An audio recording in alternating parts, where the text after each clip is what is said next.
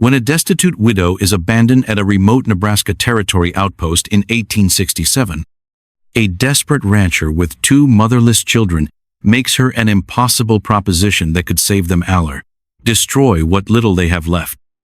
But as Catherine Morrison discovers that love can bloom from the most practical arrangements, will she be strong enough to fight for the family she never expected to find when her past threatens to tear them apart?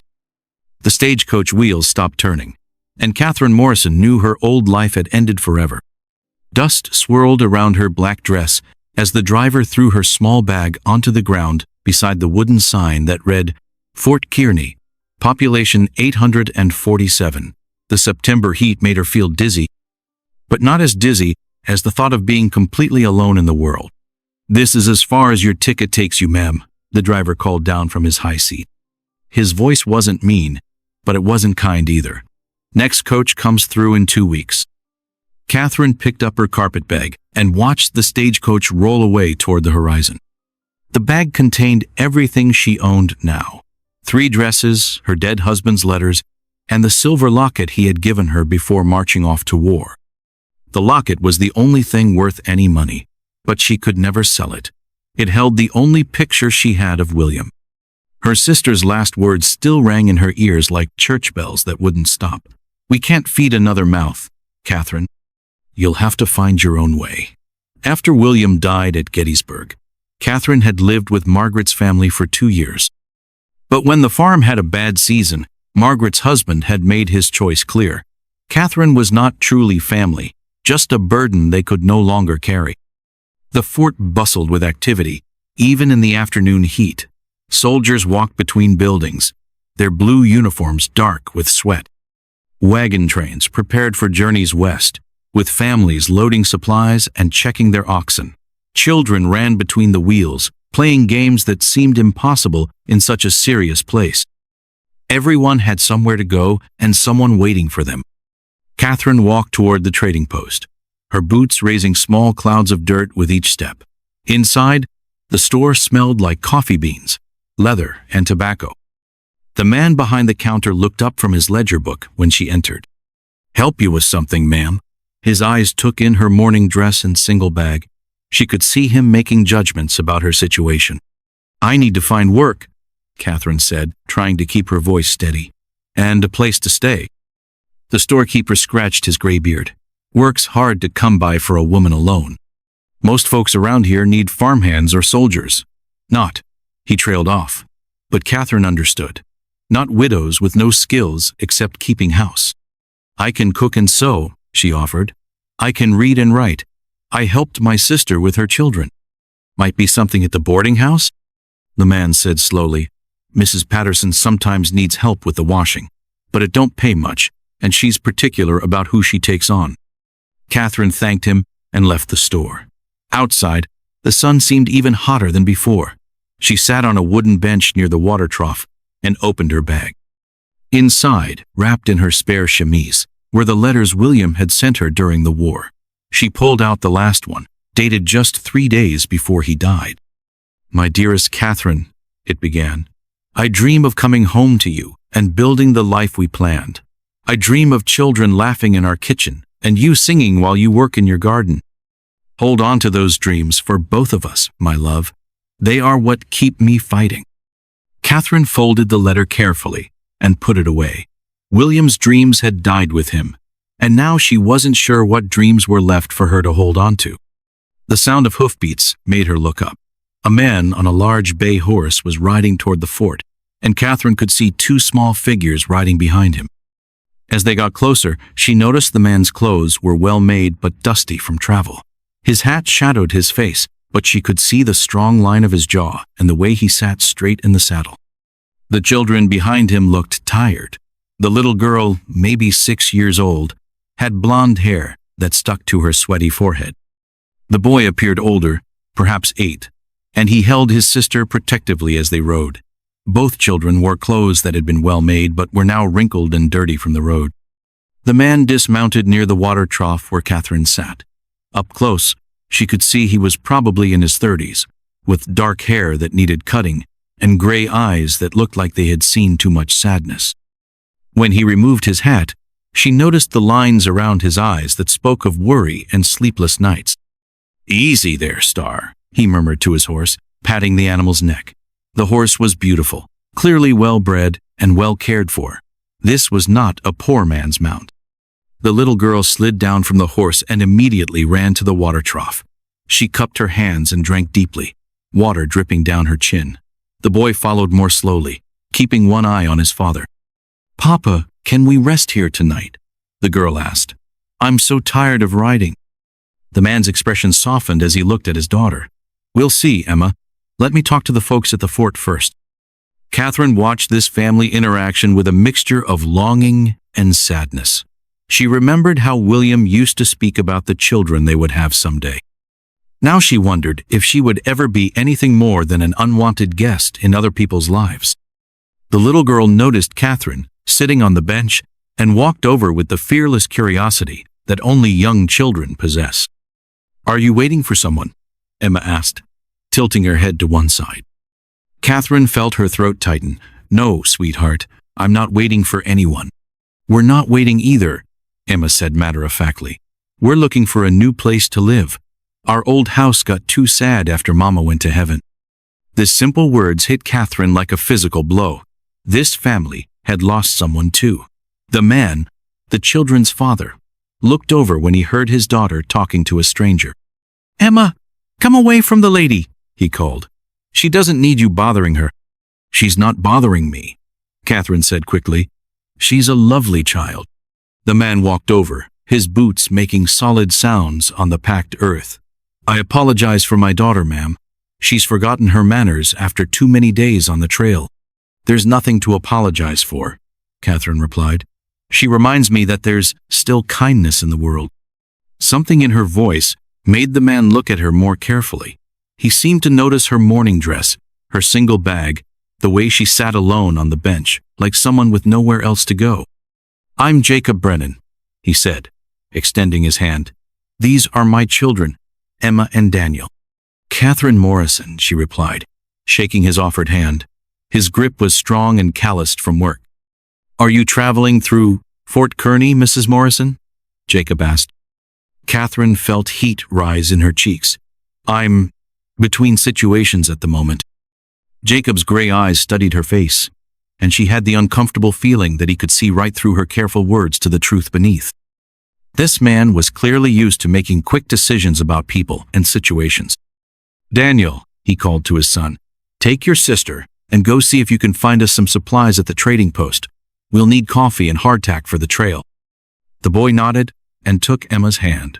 As they walked away, Catherine noticed how Daniel moved like a small adult, taking care of his sister with a seriousness that seemed too heavy for his young shoulders. When the children were out of earshot, Jacob turned back to Catherine. "Mrs. Morrison, I'm going to speak plainly because this territory doesn't have time for dancing around the truth. You look like a woman who's run out of choices, and I'm a man with a problem that might need exactly what you have to offer." Catherine's heart began beating faster. "I'm not sure I understand what you mean, Mr. Brennan." "My children have been without a mother for 8 months, Jacob said quietly. "I've been trying to manage the ranch and raise them alone, but it's not working. They need things I can't give them. Softness, understanding, someone who knows how to braid Emma's hair and help Daniel with his reading." Catherine stared at him, wondering if she had misunderstood his meaning. "Mr. Brennan, are you offering me employment?" Jacob was quiet for a long moment, his eyes fixed on his children across the yard. "I'm offering you something more than that, if you're willing to consider it. I need a wife, Mrs. Morrison, and unless I'm mistaken, you need a home." Catherine felt the world tilt sideways, as if the ground beneath the bench had suddenly become unsteady. The words hung in the air between them like smoke from a campfire, impossible to take back once they had been spoken. "A wife?" she repeated, her voice barely above a whisper. "Mr. Brennan, you don't know anything about me." Jacob sat down beside her on the bench, careful to leave proper space between them. "I know you're a widow, based on your dress. I know you're alone, based on how you're sitting here with one bag and nowhere to go. And I know you have kindness in you, based on how you spoke to Emma." Catherine's hands twisted in her lap. Those are very small things to base such a large decision on. Sometimes small things tell you more than big speeches, Jacob replied.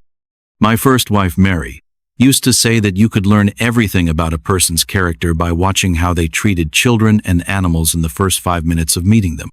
The mention of his first wife made Catherine's stomach flutter with nervousness. You must have loved her very much.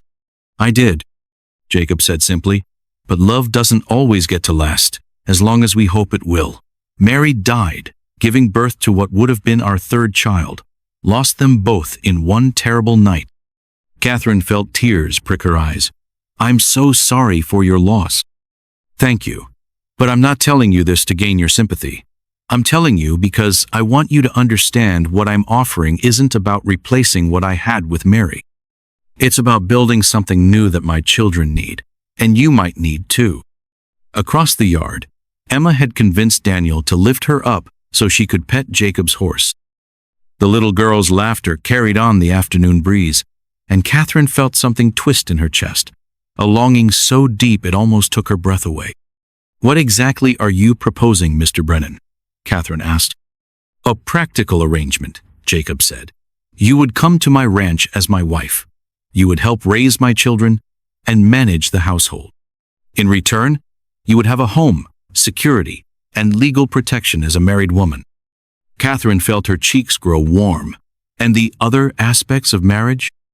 Jacob's face colored slightly, but he met her eyes directly. That would be entirely up to you, Mrs. Morrison. I'm not looking for a romantic love story. I'm looking for a partner who can help me give my children the family they deserve. The practical nature of his proposal should have made Catherine feel better, but instead it made her feel oddly hollow. After William's passionate love letters and dreams of their future together, the idea of a marriage based purely on necessity felt like settling for crumbs when she had once feasted on a banquet. But what choice did she really have?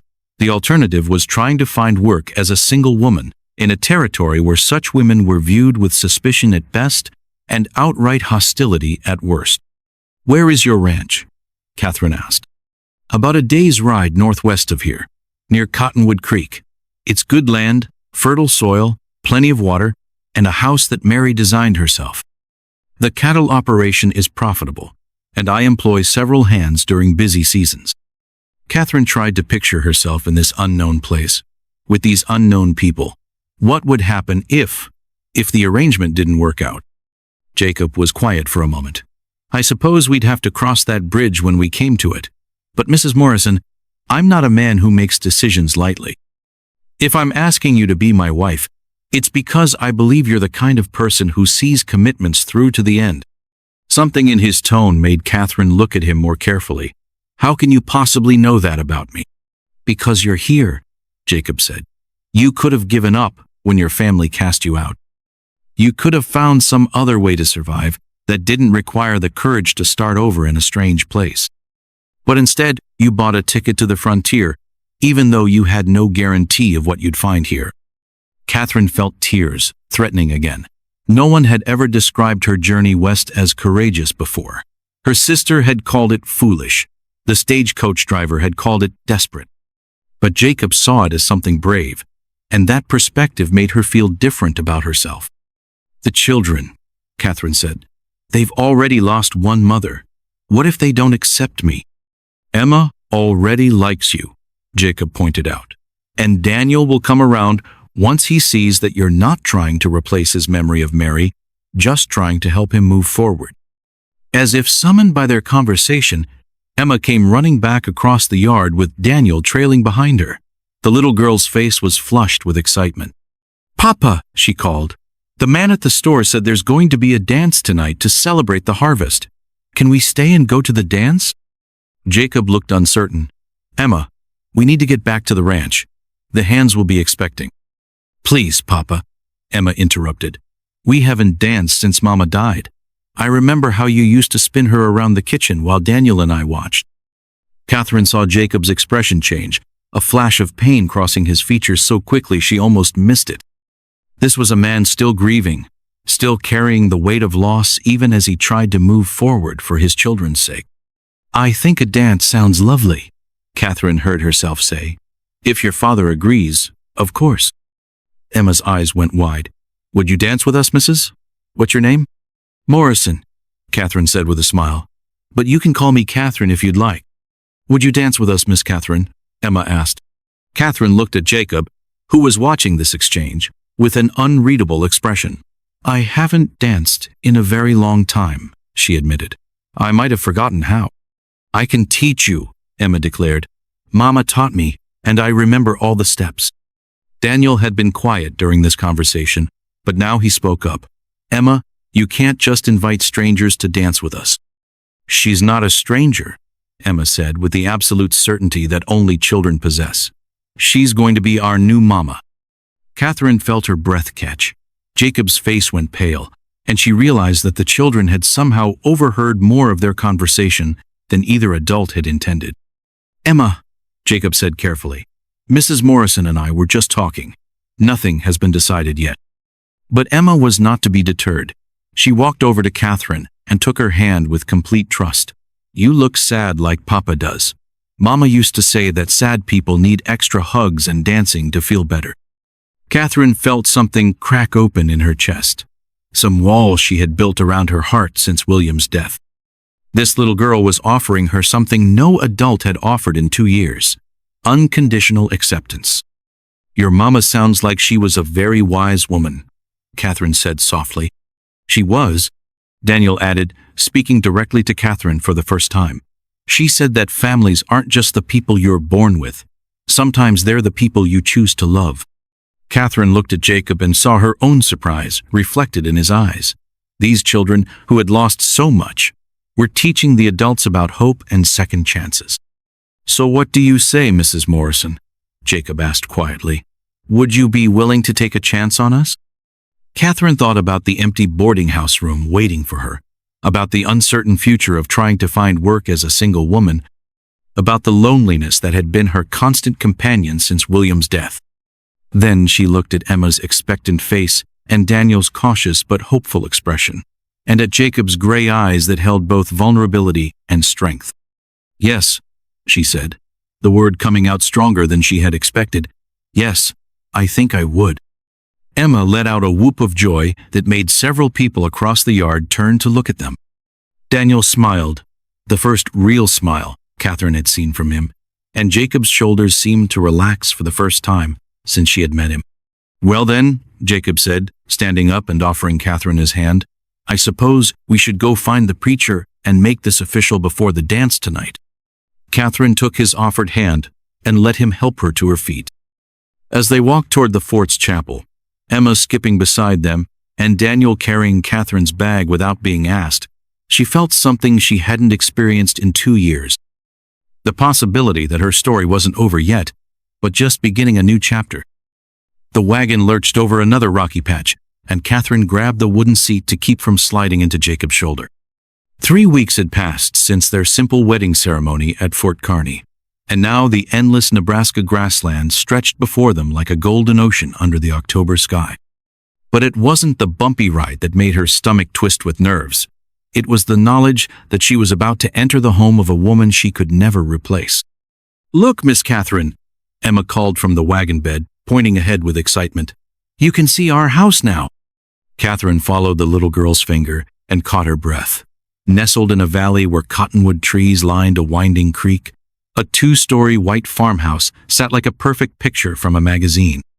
Red barns dotted the landscape, and cattle grazed peacefully in fenced pastures that seemed to go on forever. Smoke curled from the chimney, and even from a distance, Catherine could see flower boxes under the windows. It's beautiful, she whispered, though the words felt inadequate. Jacob's hands tightened on the reins. Mary spent months planning every detail. She drew pictures of how she wanted it to look and made me promise to build it exactly right.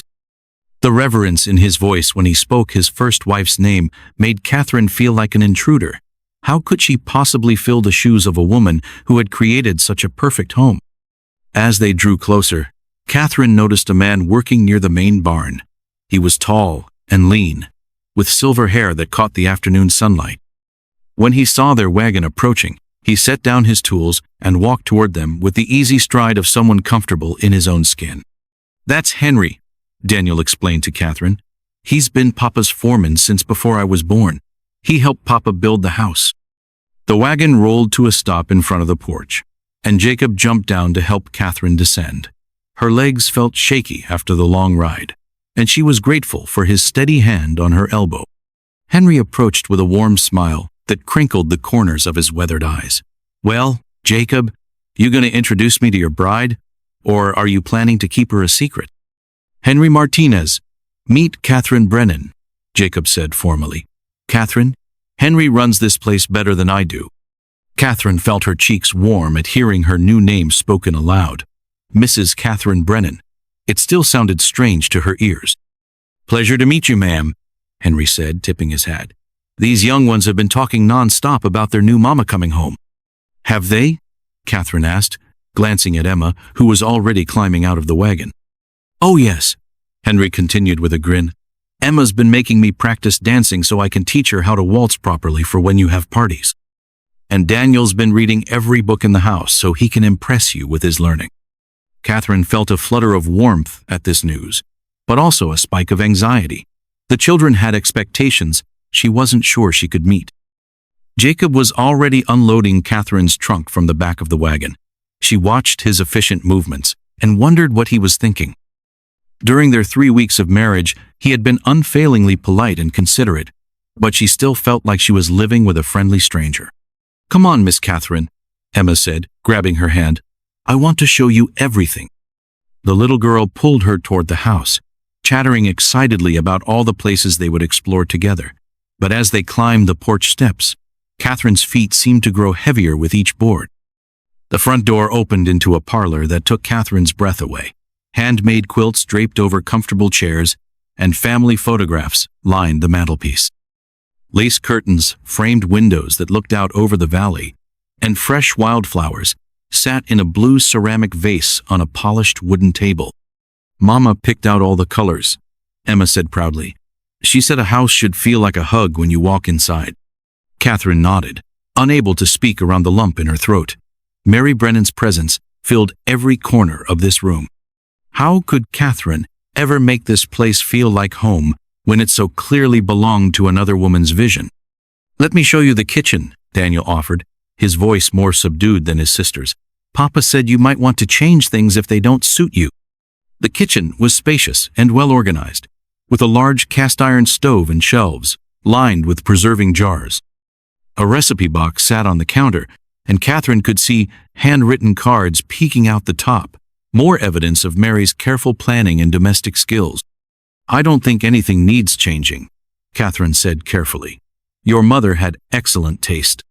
Daniel studied her face with the serious expression she was beginning to recognize. "It's okay if you want to move things around. Papa told us that you might need to make the house feel like yours, too." The thoughtfulness of this comment surprised Catherine. At 8 years old, Daniel was already more emotionally mature than many adults she had known. "Thank you for understanding," she replied. "But I think I'd like to live with things as they are for a while. Your mother created something very special here." Emma tugged on Catherine's skirt. "Come see my room. I cleaned it all by myself." They climbed the stairs to the second floor, where Emma threw open the door to a sunny bedroom decorated in yellow and white.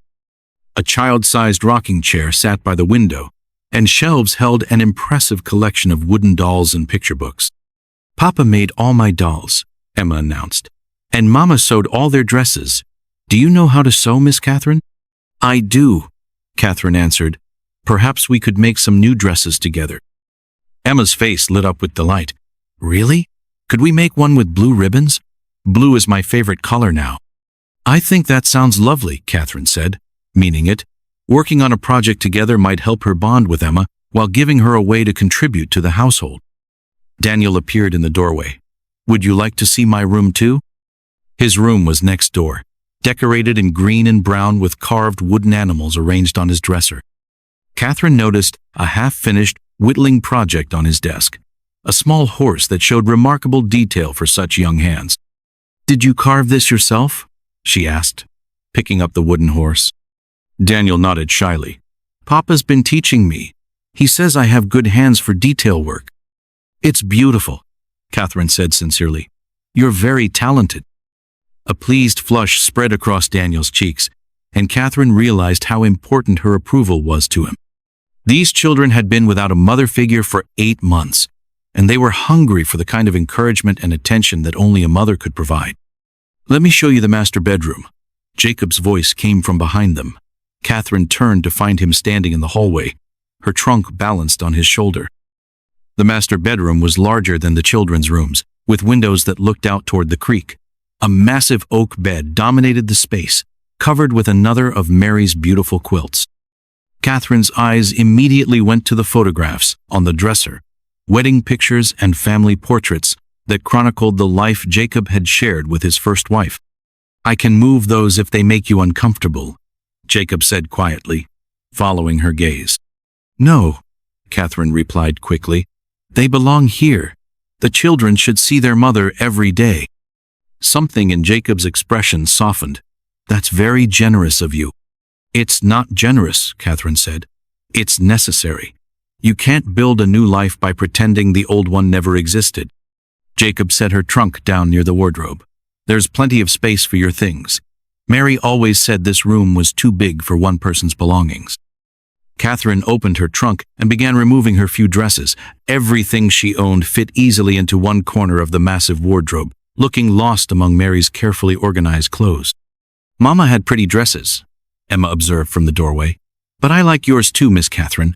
They're more comfortable looking. Catherine smiled at the diplomatic description. Her dresses were indeed more practical than fashionable, made for hard work rather than social occasions. Why don't you children go help Henry with the evening chores? Jacob suggested.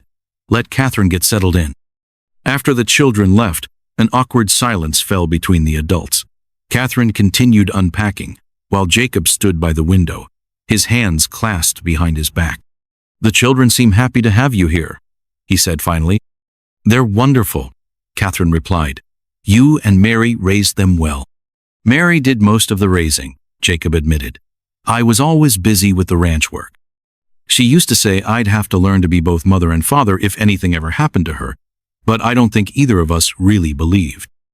His voice trailed off, and Catherine felt a pang of sympathy for this man, who was trying so hard to do right by his children while carrying his own grief. You don't have to do it alone anymore, she said softly. Jacob turned from the window to look at her.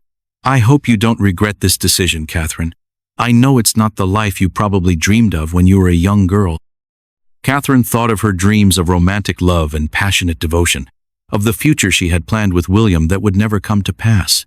None of us get the lives we originally dreamed of, Jacob. But that doesn't mean we can't build something good with what we have. A commotion outside interrupted their conversation. Through the window, they could see Emma chasing a chicken that had escaped from the coop, while Daniel tried to head it off. Henry was laughing at their efforts while attempting to help corral the wayward bird. I should go help them, Jacob said, but he made no move to leave. In a minute, Catherine replied. Let them work it out together first. Children need to solve problems on their own sometimes.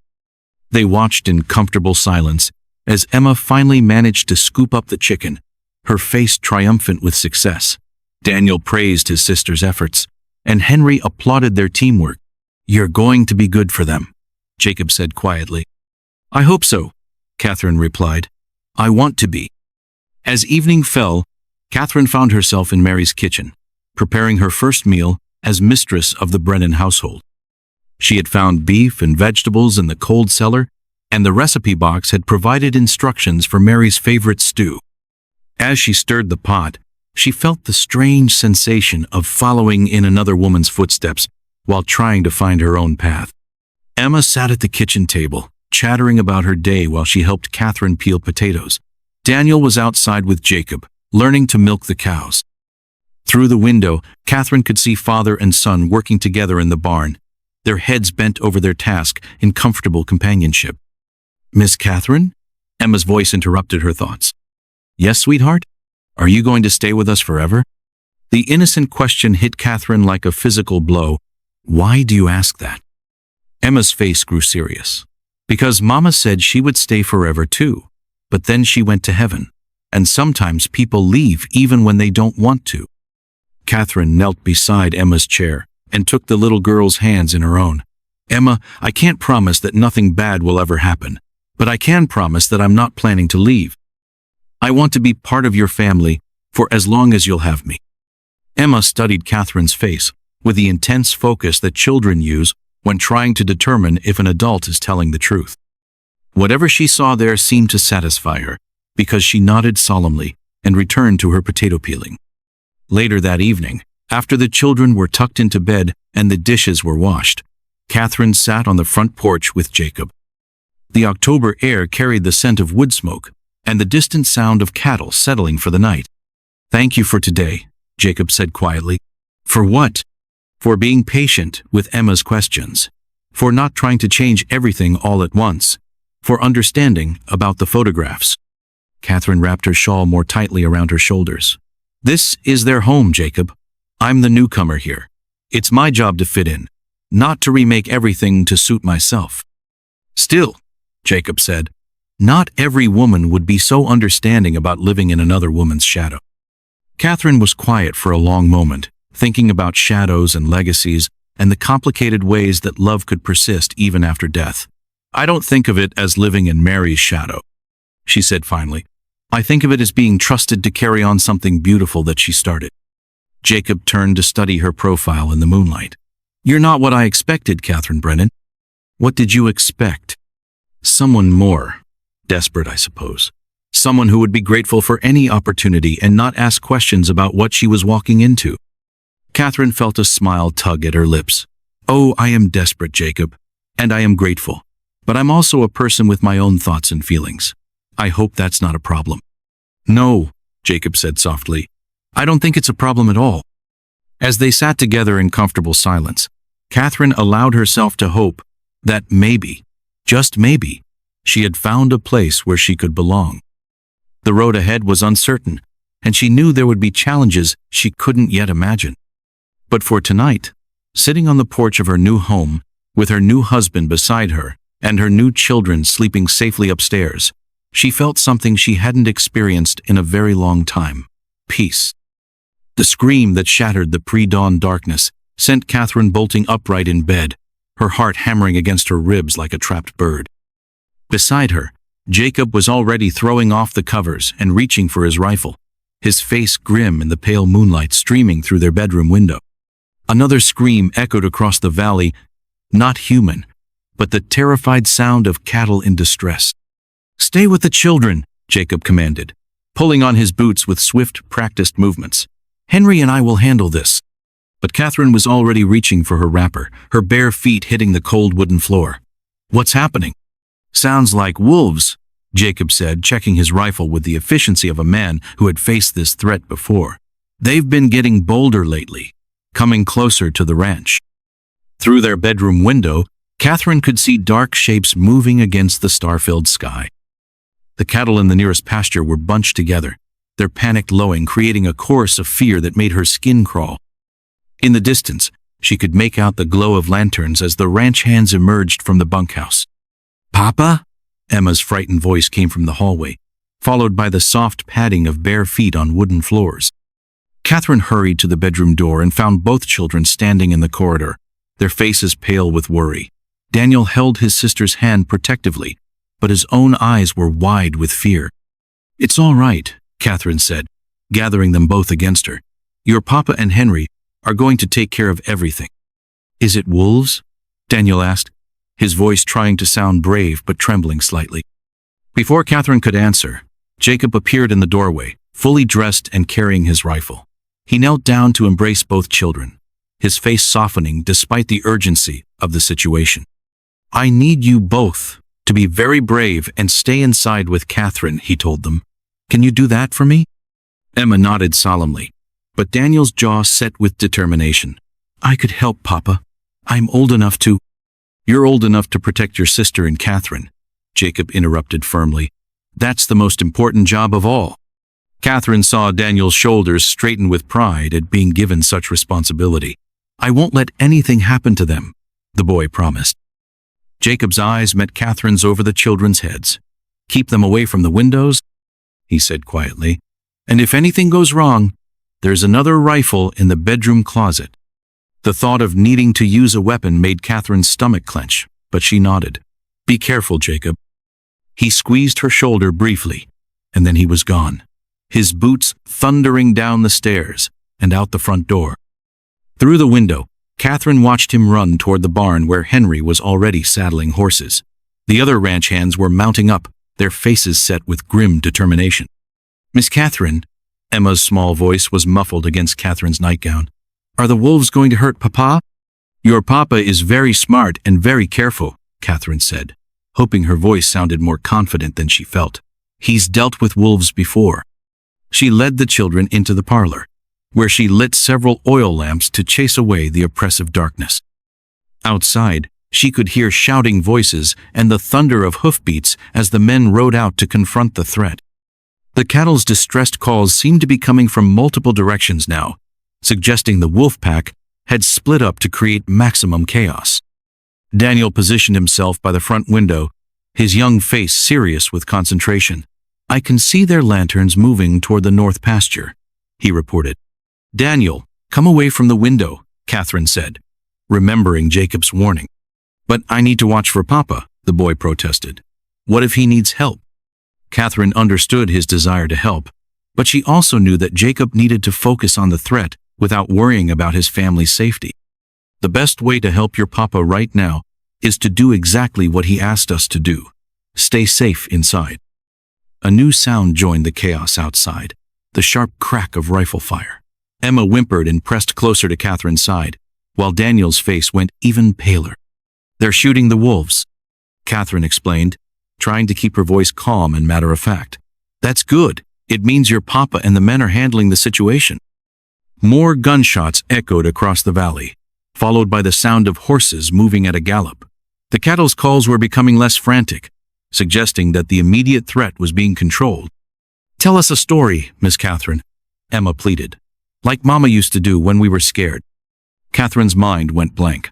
What kind of story could possibly distract these children from the very real danger their father was facing?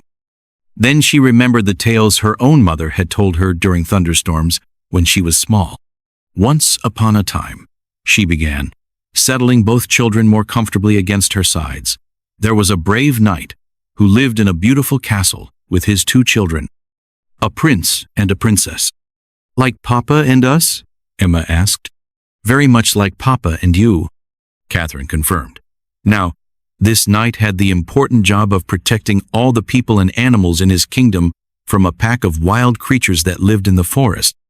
As Catherine wove the story, she found herself drawing parallels between the fictional knight and Jacob, giving the children a way to understand their father's courage without dwelling on the immediate danger. She described how the knight used his wisdom and skill to outsmart the forest creatures, always returning safely to his children who waited for him in the castle. Daniel gradually moved away from the window and settled beside Catherine, drawn in despite himself by the story. His presence helped calm Emma, who had stopped whimpering and was now listening with rapt attention. The sounds of conflict outside were diminishing. The gunshots had stopped, and the cattle were quieting down. Catherine allowed herself to hope that the worst was over, but she continued her story, describing how the knight and his men celebrated their victory and how the kingdom was safe once more. "Did the creatures ever come back?" Daniel asked when she finished. "Sometimes," Catherine said honestly, "but the knight was always ready for them, and he always protected his people." The front door opened with a bang, making all 3 of them jump. Jacob's voice called out, "Catherine, children, everything all right in here?" "Papa!" Emma shrieked, launching herself across the room and into her father's arms. Catherine's knees went weak with relief as she saw Jacob silhouetted in the doorway, tired but unharmed. His clothes were dirty, and he smelled of gunpowder and sweat, but he was alive and whole. Daniel ran to his father as well, trying to maintain his dignity while clearly desperate for reassurance.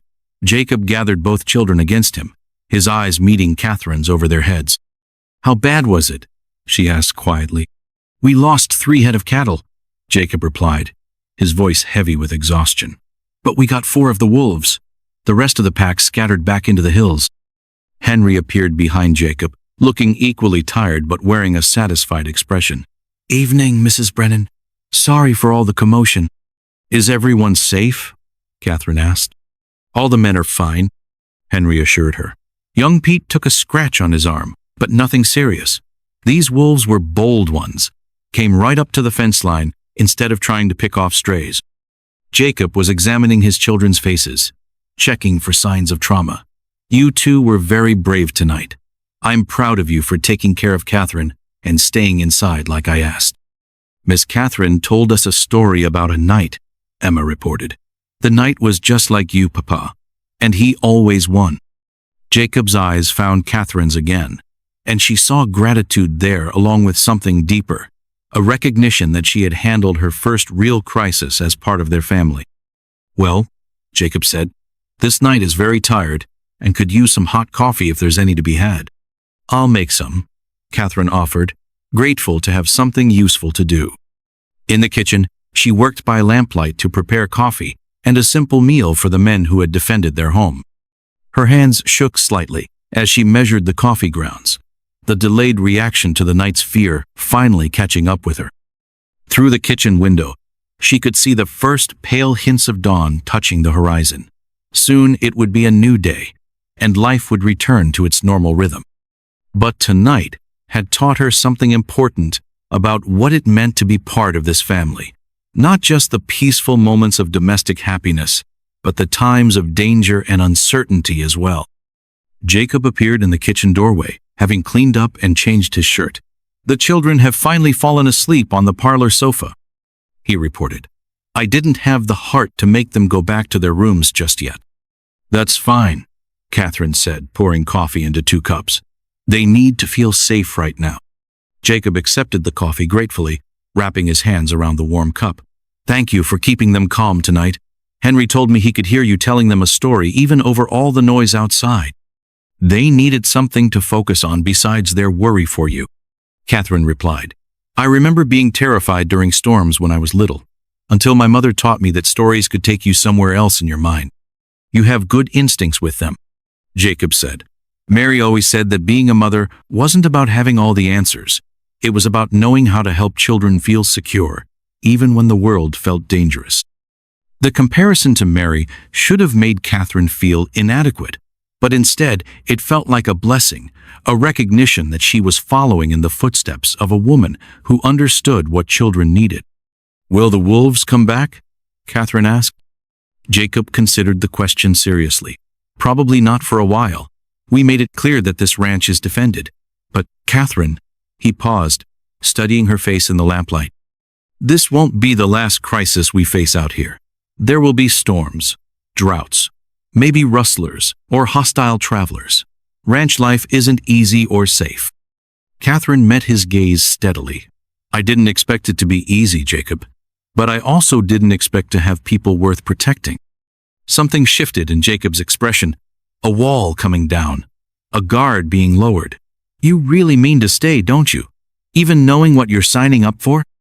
"I mean to stay," Catherine confirmed. "These children need a mother who won't run at the first sign of trouble, and you need a wife who can handle whatever comes." Jacob was quiet for a long moment, sipping his coffee and studying her face. Finally, he said, "Mary used to say that courage wasn't about not being afraid. It was about being afraid and choosing to do the right thing anyway. Your wife was a wise woman." "She was, and I think she would have liked you very much." Catherine felt tears prick her eyes at the unexpected compliment. To have Jacob believe that Mary would have approved of her felt like receiving a blessing from beyond the grave. As the sun began to rise over the Nebraska Territory, painting the sky in shades of pink and gold, Catherine and Jacob sat together in their kitchen, planning the day ahead. There would be cattle to check, repairs to make, and the normal routine of ranch life to maintain. But something had changed during the night, not just between Catherine and Jacob, but in Catherine's understanding of her place in this family. She was no longer just a convenient solution to Jacob's problem or a charity case who had been offered shelter. She was Catherine Brennan, wife and mother, defender of home and hearth. And for the first time since William's death, she felt like she truly belonged somewhere. The children stirred in the parlor, and Emma's sleepy voice called out, "Miss Catherine, is it morning now?" "Yes, sweetheart," Catherine called back. "It's morning, and everything is safe." As she went to wake the children and begin the new day, Catherine carried with her the knowledge that she had passed her first real test as a member of this family. Whatever challenges lay ahead, she would face them not as an outsider trying to earn her place, but as someone who had already proven she belonged. The sound of approaching hoofbeats on the frozen ground made Catherine drop the shirt she was mending and rush to the kitchen window. Through the frost-covered glass, she could see 3 riders in dark coats moving toward the house with the deliberate pace of men who brought trouble. Her breath caught in her throat as she recognized the sharp-bearded face of the lead rider, Robert Caldwell, the man Jacob had mentioned only once in their 4 months of marriage, and never without his jaw tightening with old anger. "Jacob!" Catherine called, her voice carrying across the house to where her husband was working on ranch ledgers in his study. "We have visitors!" The urgency in her tone brought Jacob to the kitchen immediately, and when he saw the riders through the window, his face went hard as granite. "Take the children upstairs," he ordered quietly. "Now." But it was too late.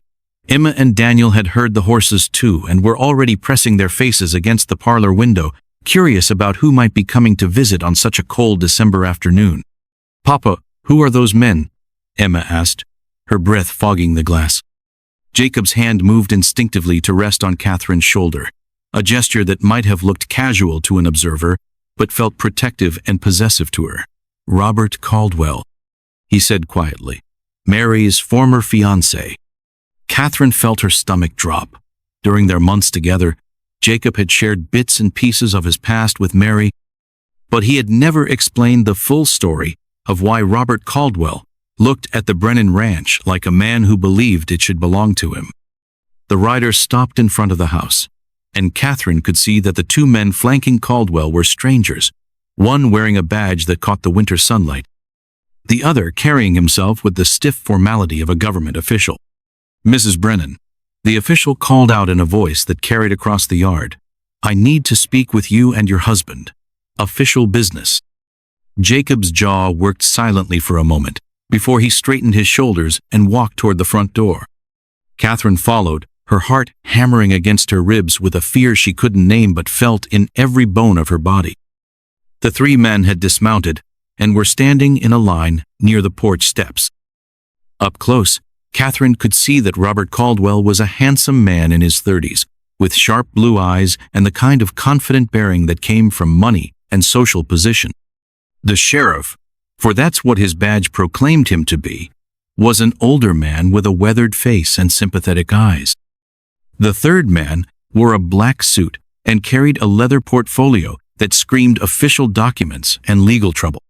"Jacob," Caldwell said with false friendliness, "good to see you again, and this must be the new Mrs. Brennan." His eyes raked over Catherine with an assessment that made her skin crawl. She could feel him cataloging her simple dress, her work-worn hands, her lack of jewelry or fashionable styling. "What do you want, Robert?" Jacob asked bluntly. Now, the man in the black suit interjected, stepping forward with a thin smile. "Let's keep this civil. I'm Judge Harwick from the Territorial Court in Omaha. Mr. Caldwell has brought some concerns to my attention regarding the welfare of your children." Catherine felt the world tilt sideways. "The children?" "Yes, ma'am," Judge Harwick continued in a tone that probably sounded reasonable to his own ears but felt like ice water in Catherine's veins. "Mr. Caldwell has raised questions about whether this household provides a suitable environment for Emma and Daniel." "What kind of questions?" Jacob's voice was dangerously quiet. Robert Caldwell stepped forward, his expression one of manufactured concern. "Jacob, you know I only want what's best for Mary's children.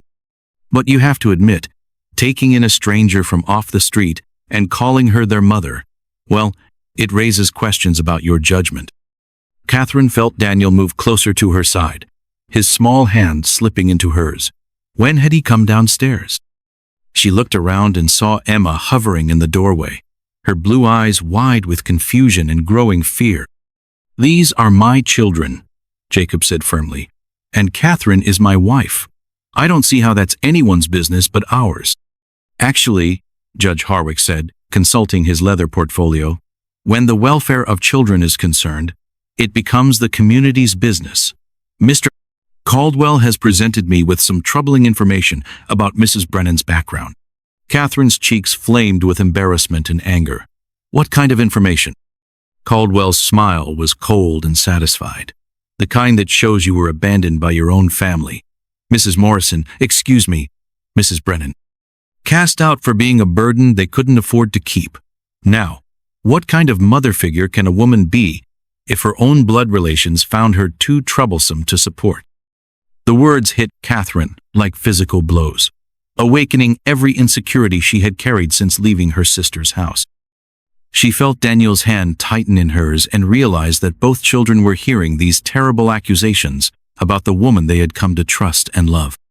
That's enough, Jacob said, his voice carrying a warning that made even the sheriff shift uncomfortably. But Caldwell wasn't finished. And then there's the matter of this marriage itself. Everyone knows it was a business arrangement, nothing more. A lonely widower and a desperate woman making a deal for mutual convenience. Is that really the kind of household where Mary's children should be raised? Emma stepped out from the doorway, her small chin raised with defiance that reminded Catherine powerfully of her father. Miss Catherine is the best mama we could ever have. Is she? Caldwell asked, crouching down to Emma's level with false kindness. Or is she just someone your papa hired to take care of you because he was too busy with his cattle to do it himself? That's not true, Daniel burst out, his voice cracking with emotion.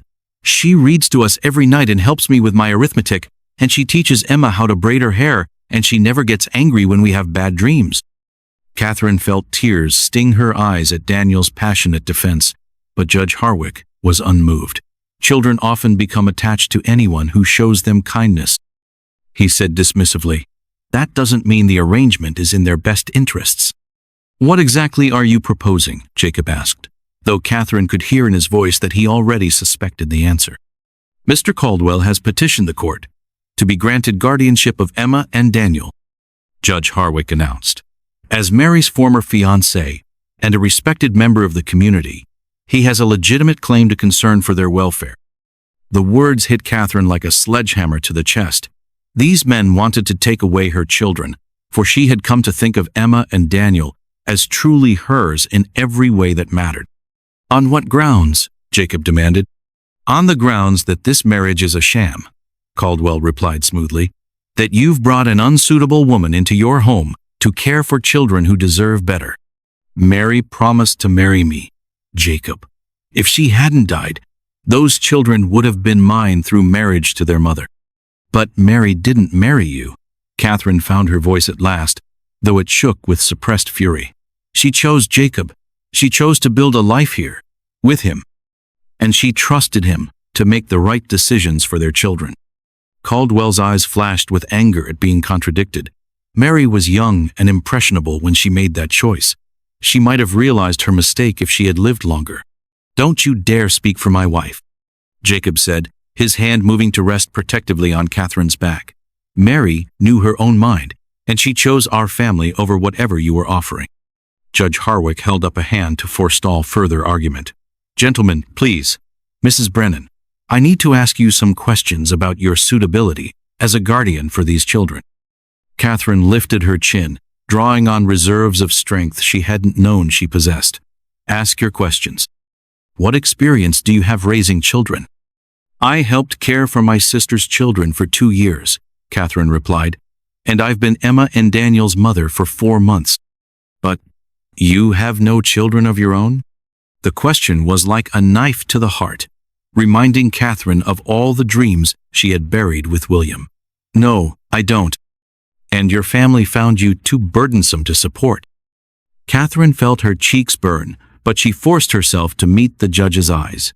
My sister's family faced financial hardship and made difficult choices. That doesn't reflect on my character or my ability to care for children. Doesn't it? Caldwell interjected. If your own blood relations wouldn't keep you, why should strangers trust you with their most precious possessions? Because she loves us, Emma shouted, startling everyone with the volume of her voice. And we love her back. And that's what makes a family. Catherine knelt down and gathered Emma into her arms, feeling the little girl's body tremble with emotion.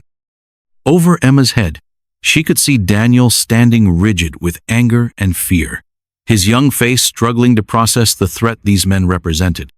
"Judge Harwick," Catherine said, her voice growing stronger as she spoke, "you want to know about my suitability as a mother? Let me tell you what I've learned in 4 months with these children. I've learned that Emma has nightmares about thunderstorms, so I sit with her until they pass. I've learned that Daniel is brilliant with numbers but struggles with reading, so we practice together every evening. I've learned that they both still cry sometimes for their first mother, and I hold them while they grieve because grief is part of love." She stood up slowly, keeping one hand on Emma's shoulder and extending the other to Daniel, who immediately moved to her side. "I've learned that being a mother isn't about the blood in your veins or the ring on your finger," Catherine continued. "It's about showing up every single day, even when it's hard. It's about putting their needs before your own comfort. It's about teaching them that they are worthy of love and protection, no matter what cruel things the world might say about them." Her voice grew stronger with each word, and she could see uncertainty flickering in Judge Harwick's eyes. "You want to know why my family couldn't keep me?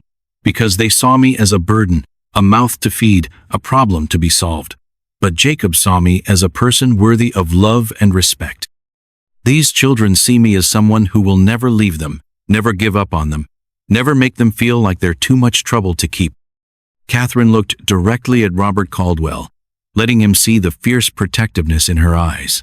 "Mr. Caldwell, you may have money and social position and legal documents, but I have something more powerful than all of that. I have the daily choice to love these children, and they have the daily choice to love me back. That's not a business arrangement. That's a family." The silence that followed Catherine's words was broken only by the sound of wind through the bare cottonwood trees. Even the sheriff looked uncomfortable with the situation he had been asked to witness. Finally, Judge Harwick cleared his throat. "Mrs. Brennan, your passion for these children is evident, but passion alone doesn't determine what's best for them legally." "Then what does?" Daniel asked, his young voice steady despite the tears on his cheeks. "Because Miss Catherine, our Mama Catherine, she makes us feel safe. She makes us feel wanted. Isn't that what children need most?" Catherine felt her heart swell with pride at Daniel's courage in standing up to these intimidating adults. But she also felt terror at the thought that their words might not be enough to keep their family together. Judge Harwick looked from the children to Catherine to Jacob, clearly struggling with a decision that had seemed simple when presented with Caldwell's petition, but was proving far more complicated in the face of this family's obvious love for each other. "I need time to consider all the factors involved," he said finally. "Mr. Caldwell, your concerns have been noted. Mr. and Mrs. Brennan, you've made your position clear. I'll be returning in 1 week with my decision." As the 3 men mounted their horses and rode away, Catherine felt Jacob's arms close around her from behind, pulling her back against his solid warmth. The children pressed close to their sides, and for a moment they stood together as a united front against whatever threat the future might bring. But even as Catherine drew comfort from their physical closeness, she couldn't shake the terrible fear that all of this home, this family, this love she had never expected to find, might be about to slip through her fingers like water. "We could run," Jacob said quietly, his voice barely audible over the crackling of the fireplace logs. It was past midnight, and the children had finally fallen asleep after hours of tears and questions about the frightening men who wanted to take them away. Catherine sat in Mary's rocking chair, her rocking chair now, she reminded herself, with Emma's small form curled in her lap like a sleeping kitten seeking comfort. Catherine looked up from where she had been studying Emma's tear-streaked face. "Run where? This is your land, Jacob. Your life's work. You can't just abandon everything because of Robert Caldwell's threats." "I can if it means keeping my family together," Jacob replied. And the word family sent a warm flutter through Catherine's chest, despite their dire circumstances. "I have friends in Oregon Territory. We could start over there." Daniel stirred on the sofa where he had fallen asleep, holding his whittling knife like a weapon he might use to defend them all. Even in sleep, his young face looked older than his 8 years, marked by the weight of adult worries no child should have to carry. And what kind of life would that be for the children? Catherine asked gently. Always looking over their shoulders, always wondering if someone might find us and take them away. They've lost enough already, Jacob. They need stability, not more upheaval. Jacob moved from his chair to kneel beside her, his weathered hands covering hers where they rested on Emma's back. Then what do you suggest? Because I won't let that man take my children. I don't care what legal papers he waves around. Catherine had been thinking about this question all evening, turning it over in her mind like a puzzle that must have a solution, if only she could find the right pieces. We fight, she said simply, but we fight smart. How?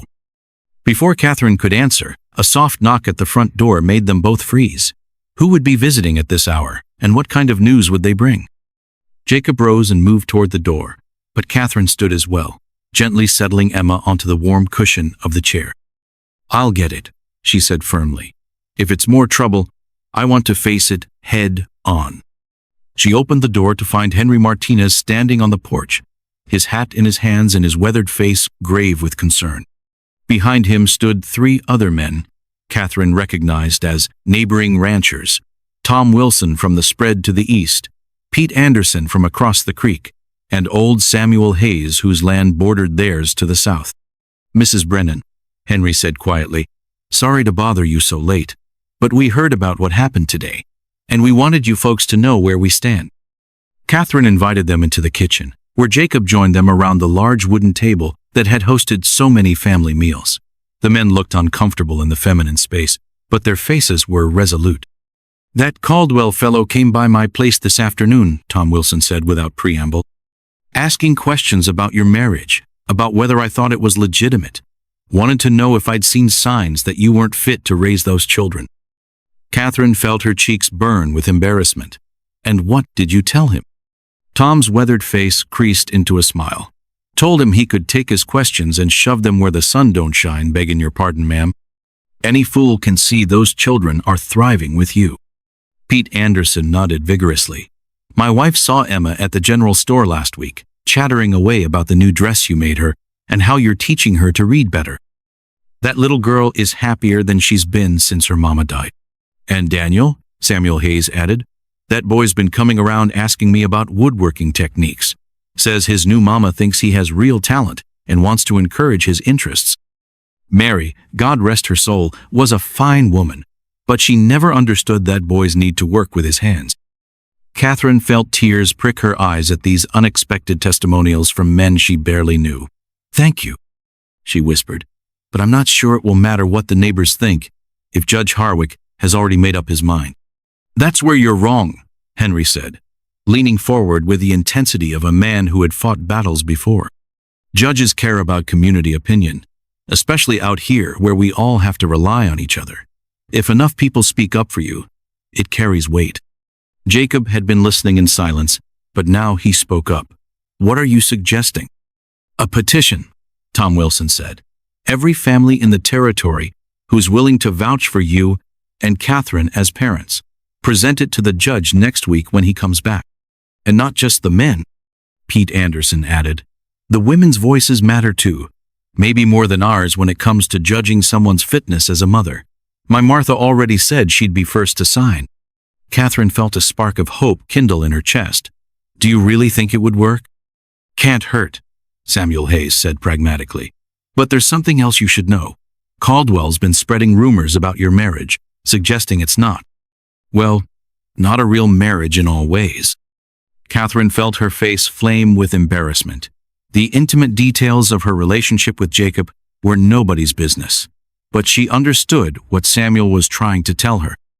If people believed her marriage was purely a business arrangement with no genuine affection between husband and wife, it would support Caldwell's claim that their home was unsuitable for children. What kind of rumors? Jacob asked, his voice dangerously quiet. Henry shifted uncomfortably.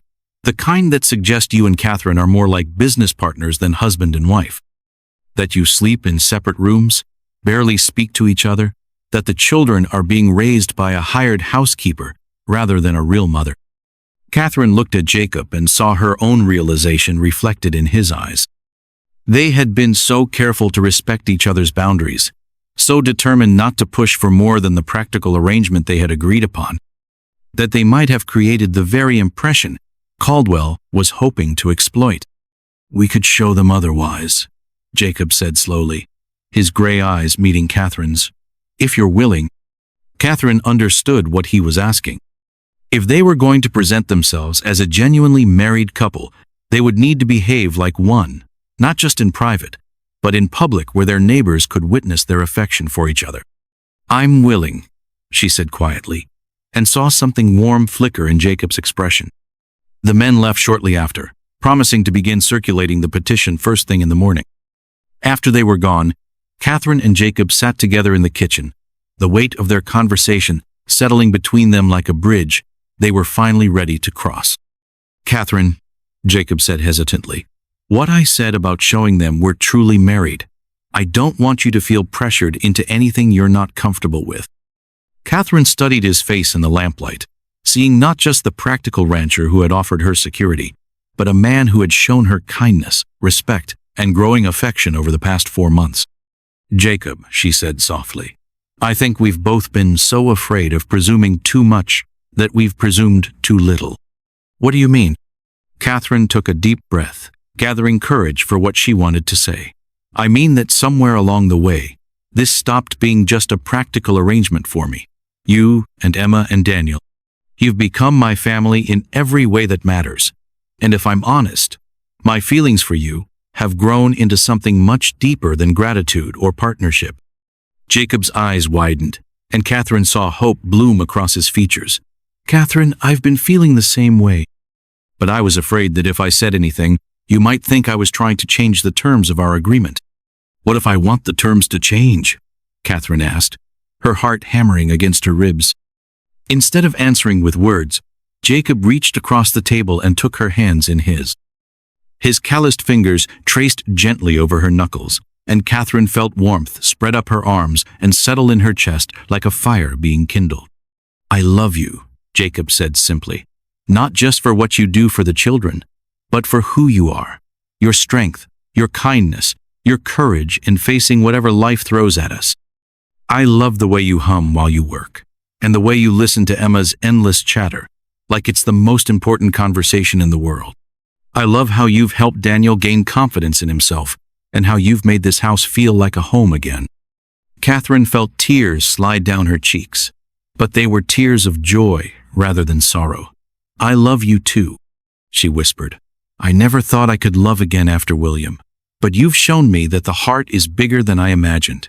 There's room for both the love I had and the love I have now." Jacob stood and moved around the table, pulling Catherine to her feet and into his arms.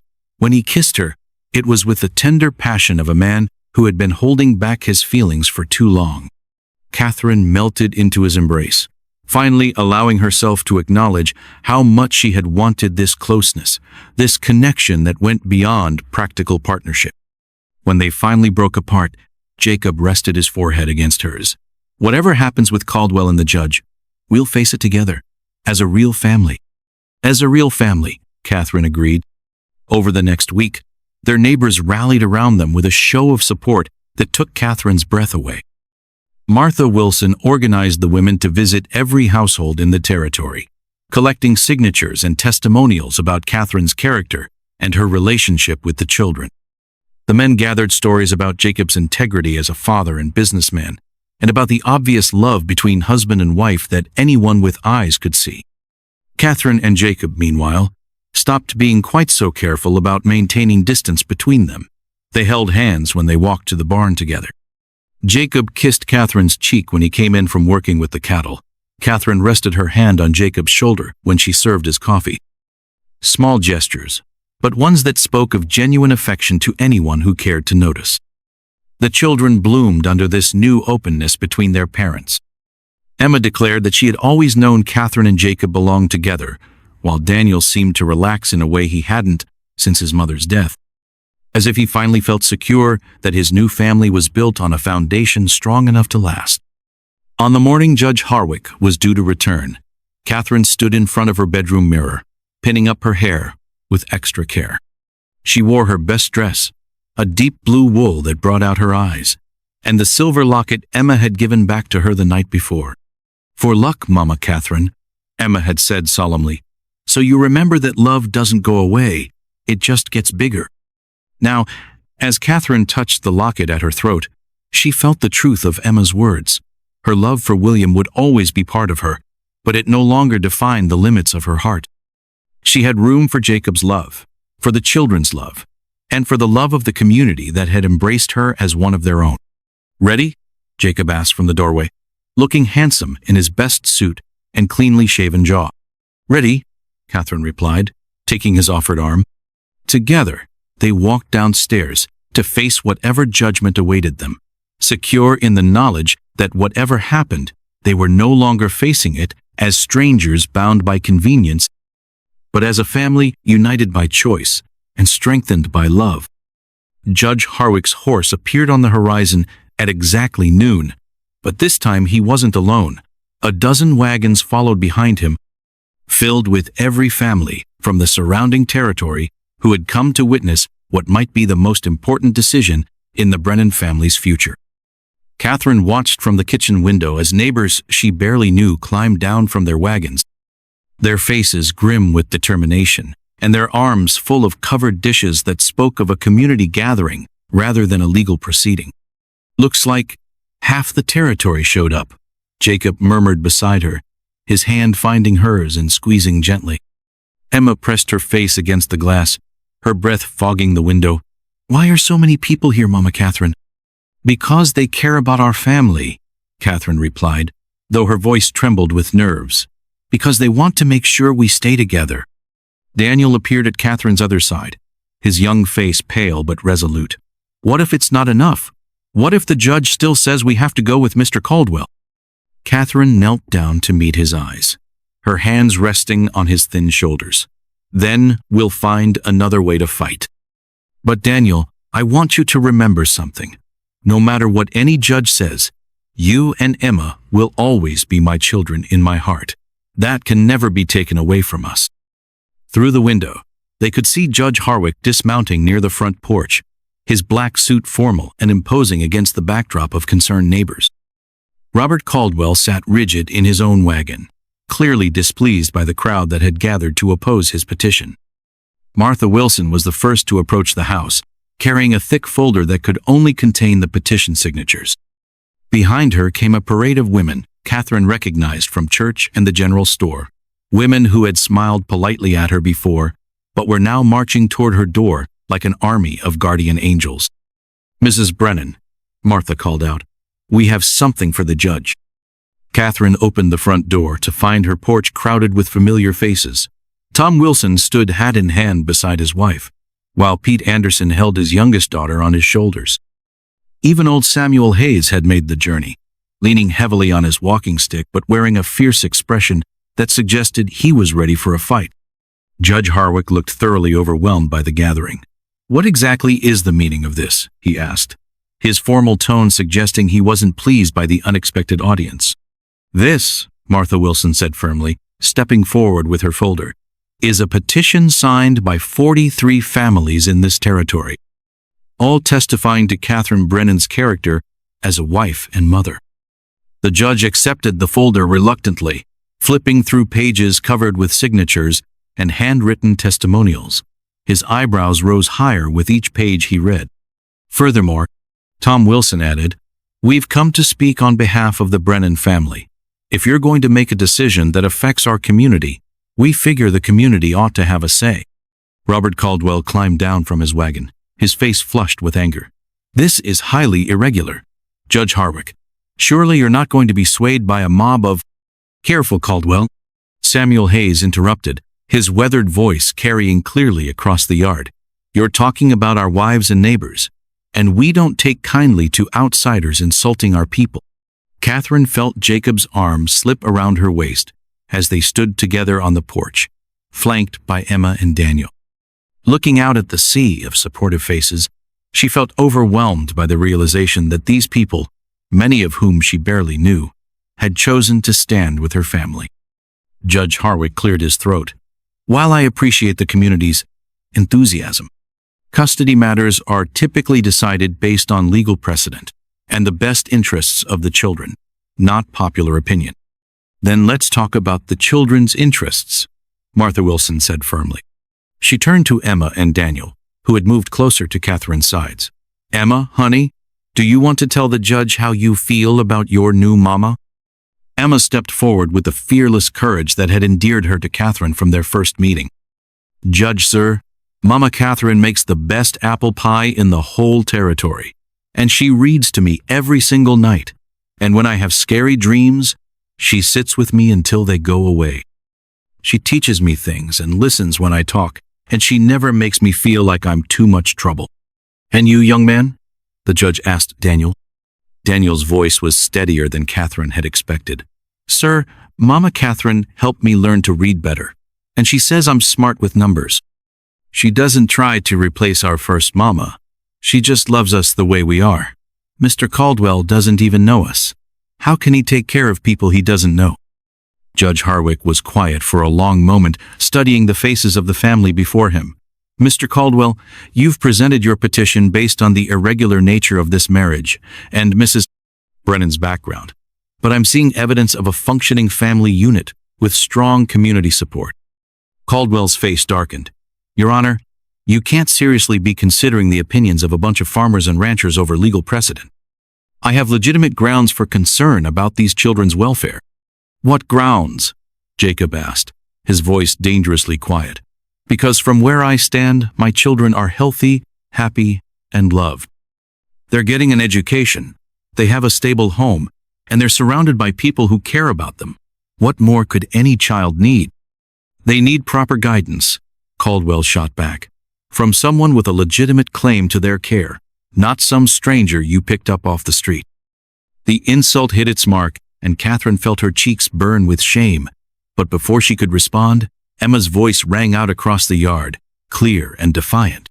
She's not a stranger. She's our mama. And you're the stranger trying to take us away from our family. A murmur of agreement rippled through the crowd, and Catherine saw Judge Harwick's expression shift slightly. He looked from Caldwell's angry face to the united front of the Brennan family, then out at the sea of neighbors who had come to support them. Mr. Caldwell, the judge said slowly, you claim to have the children's best interests at heart. But I have to ask, where were you during the 8 months after Mary Brennan's death, when these children were grieving and struggling without a mother? Where was this concern for their welfare then? Caldwell's mouth opened and closed without sound, clearly caught off guard by the question. Because from what I can see, Judge Harwick continued, Mr. Brennan found a solution that has benefited his children enormously. They appear well, cared for, loved, and thriving. Mrs. Brennan may not have been born to this family, but she has clearly chosen to make it her own. Catherine felt tears sting her eyes as the judge's words sank in. Was it possible that they had actually won? Furthermore, Judge Harwick said, holding up the petition, 43 families have vouched for this woman's character and her fitness as a mother. That kind of community support speaks to something far more important than legal technicalities. Robert Caldwell's face had gone pale. Your Honor, surely you can't. Mr. Caldwell, the judge interrupted firmly, your petition is denied.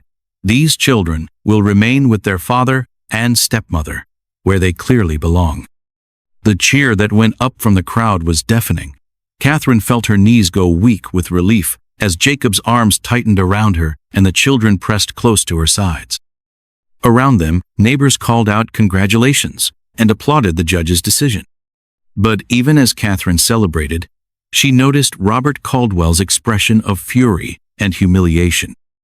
Something in his eyes suggested that this defeat would not be easily accepted, and she felt a chill of apprehension even in the midst of their victory. For now, though, their family was safe. The community had spoken, the judge had listened, and Emma and Daniel would remain where they belonged, in the home that love had built, with the parents who had chosen to fight for them. Spring sunshine streamed through the kitchen windows 6 months later as Catherine hummed softly while kneading bread dough, her movements graceful and sure in the space that had finally become truly hers. The silver locket at her throat caught the light, no longer a symbol of loss, but a reminder of how love could transform and grow beyond anything she had once imagined possible. "Mama Catherine!" Emma's voice called from the yard, bubbling with excitement. "Come see what Daniel carved for you!"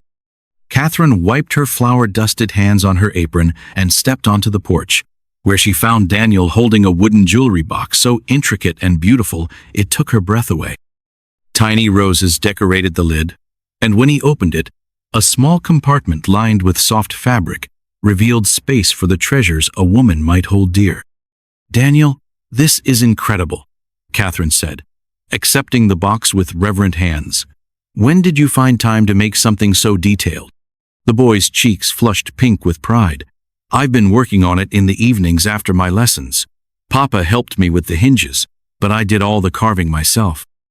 Jacob appeared from the barn, leading his horse and wearing the satisfied expression of a man whose work was going well. At 34, he looked younger than when Catherine had first met him. The lines of worry around his eyes had softened, and he moved with the relaxed confidence of someone at peace with his life. "Let me see this masterpiece," he said, examining Daniel's handiwork with genuine admiration. "Son, this is museum-quality work. You've got a real gift." Catherine opened the box again, marveling at the smooth action of the hinges and the precision of the carved details. "I have just the thing for this," she said, unfastening her locket. "Emma, would you help me?" As Emma carefully placed the locket in its new home, Catherine realized how perfectly the moment captured their family's journey.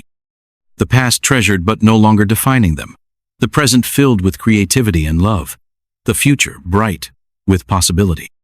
"Mrs. Brennan!" Henry's voice carried across the yard as he approached with a letter in his weathered hand. "Mail came through Fort Kearney. This one's from back east." Catherine's stomach fluttered with familiar nervousness as she recognized her sister's handwriting. Margaret's letters had become more frequent since word of Catherine's successful fight for her family had somehow reached their old community, and each one carried a tone of grudging respect that still surprised Catherine. "What does Aunt Margaret say?" Emma asked, pressing close to Catherine's side with the curiosity of a child who had never met this mysterious relative. Catherine unfolded the letter, her eyes scanning the familiar script. As she read, her expression shifted from apprehension to surprise, to something approaching wonder. "She's congratulating us," Catherine said slowly, "on our successful harvest and the improvements we've made to the ranch. And she says," Catherine paused, hardly believing the words on the page. "She says she's proud of how I've built a life for myself, and that she hopes someday she might visit to meet her new nephew and niece." Jacob's eyebrows rose. "That's quite a change from the woman who couldn't afford to keep you." Catherine folded the letter thoughtfully. People change when their circumstances improve. Margaret's farm had a good year, and her husband found additional work in town. Sometimes it's easier to be generous when you're not struggling to survive. "Will you invite her to visit?" Daniel asked. Catherine considered the question seriously.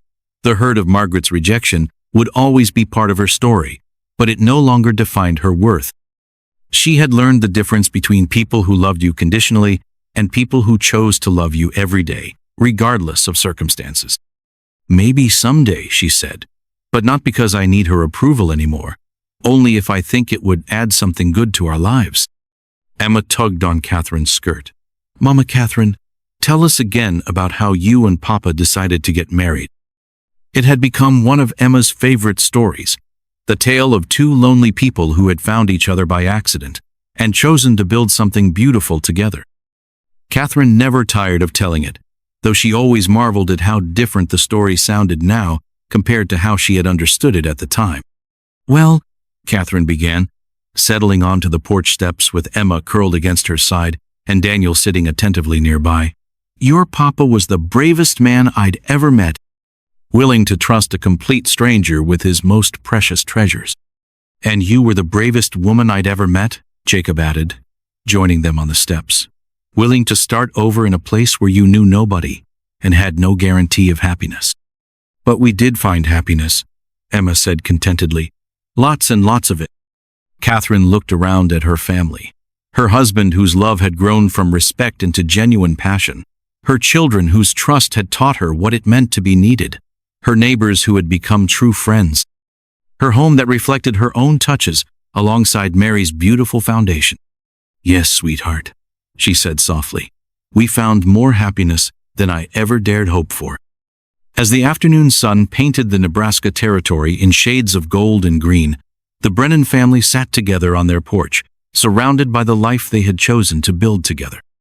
Catherine's journey from abandoned widow to beloved wife and mother was complete, but she understood now that the real journey, the daily choice to love and be loved, would continue for the rest of their days. In her lap, Daniel's jewelry box held her silver locket, past and present nestled together in perfect harmony. Around her, the sounds of home filled the air: Emma's laughter, Daniel's excited planning for his next woodworking project, Jacob's quiet contentment, the cattle lowing in the distance, the wind through the cottonwood trees. Catherine Morrison had once believed her story was ending. Catherine Brennan knew it was just beginning.